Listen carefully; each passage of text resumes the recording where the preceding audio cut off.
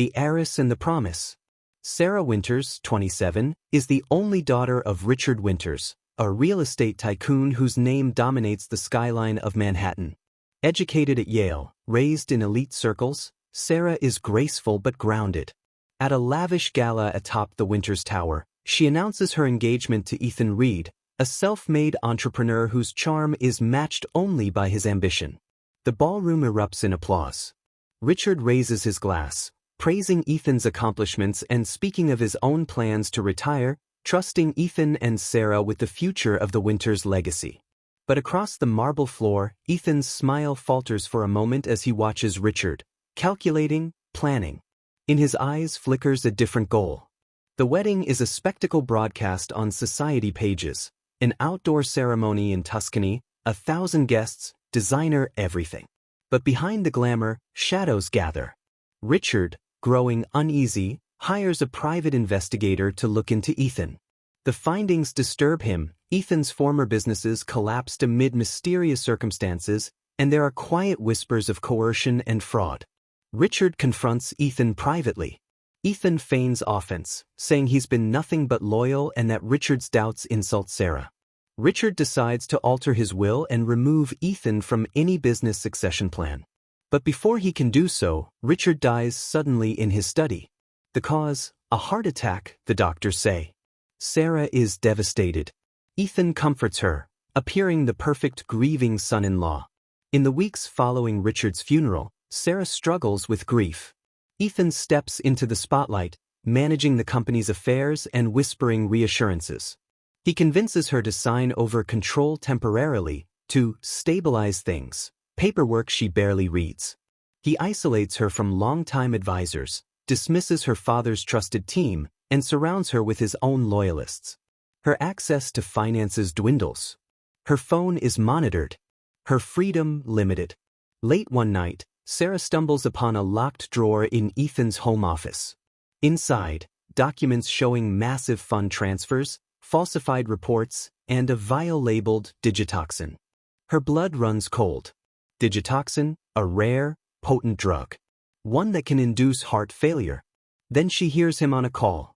She's starting to ask questions. "I'll handle it, just like I did with Richard." Fear overwhelms her. She packs a bag and flees into the night. Sarah uses a burner phone to contact the one man she trusts, Jackson Cole, 35, a former military intelligence officer turned PI.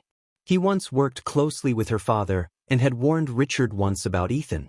He finds Sarah at a train station in New Jersey. She's trembling, her eyes hollow. He takes her to his remote cabin in the Catskills. For the first time in weeks, she sleeps without fear. As days pass, Sarah opens up to Jackson. They pore over the files she stole. Jackson begins hacking into Ethan's financial accounts. What they find is staggering. Ethan has siphoned millions into offshore accounts, faked board approvals, and bribed city officials. They discover surveillance footage, edited security logs from the night of Richard's death, along with a time-stamped video from a medical supplier confirming Ethan's purchase of digitoxin days before. One evening, after reviewing evidence late into the night, Sarah and Jackson share a quiet moment by the fireplace. He tells her he always admired her strength. She admits she once wanted him to speak up, before she met Ethan. He leans in. She doesn't stop him. Their kiss is soft, tentative. Not out of desperation, but of something rekindled. Jackson reaches out to one of Richard's old allies, Maria Vasquez, a corporate attorney who was sidelined by Ethan. Maria agrees to help, furious at Ethan's betrayal. They compile a file, hundreds of pages of evidence, emails, voice recordings, doctored documents, financial transfers, and witness statements from former staff. Sarah reconnects with her godmother, Diane, a philanthropist and influential board member. Diane agrees to publicly support Sarah's return. Meanwhile, Ethan's paranoia increases. He launches a PR campaign claiming Sarah has had a nervous breakdown and is unfit to manage Winters Corp. But the trap is set. At a high-profile corporate gala meant to celebrate Ethan's leadership transition, Sarah arrives, stunning in a black velvet gown. Cameras flash. Murmurs ripple through the crowd. Ethan freezes as she steps on stage. I have something to say, Sarah announces.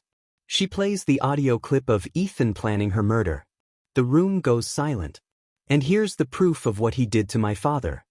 Screens light up with video footage, bank records, and emails. Chaos erupts. Ethan tries to slip out the back, only to be met by federal agents. He's arrested in front of the cameras. The media eats it up. Headlines scream, "Heiress exposes killer husband." Months later, Sarah testifies at Ethan's trial. He is convicted on charges of murder, fraud, and attempted homicide. Sarah regains control of the company.